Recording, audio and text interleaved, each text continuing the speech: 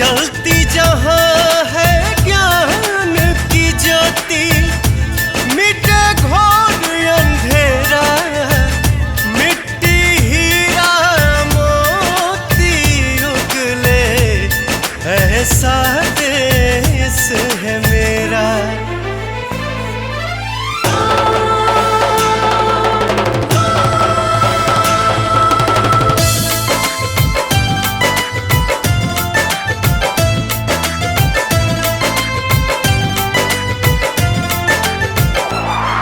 पुरवैया हले हले मोरी माँ के केस संवारे,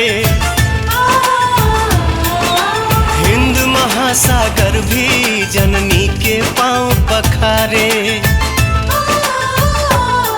पुरवैया हले हले मोरी माँ के केस संवारे, हिंद महासागर भी जननी के पाँव पखारे।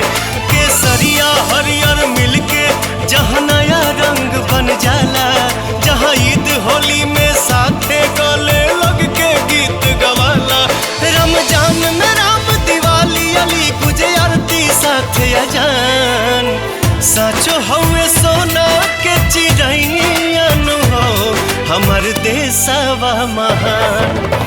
साचो हवे सोना के चिड़ैन हो हमर देशवा महान।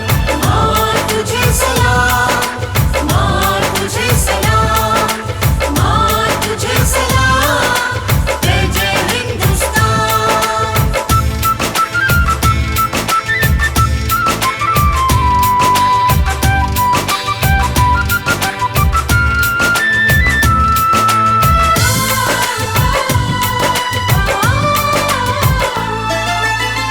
जेकर हिमालय करेले रखवारी, गुरु मन झुकेले दुनिया ई सारी।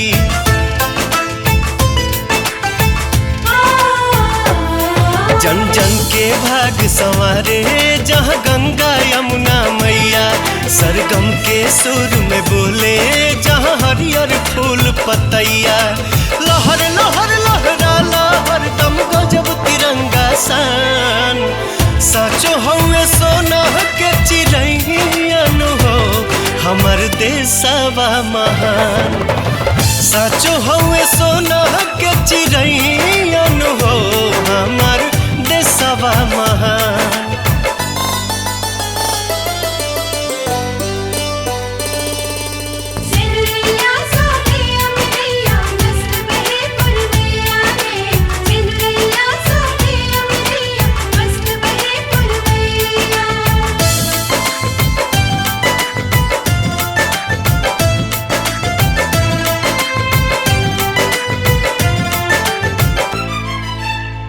पुण्य भूमि धरती के गजबे बहार हो, देव तो भी आके जहवा ले ले अवतार हो।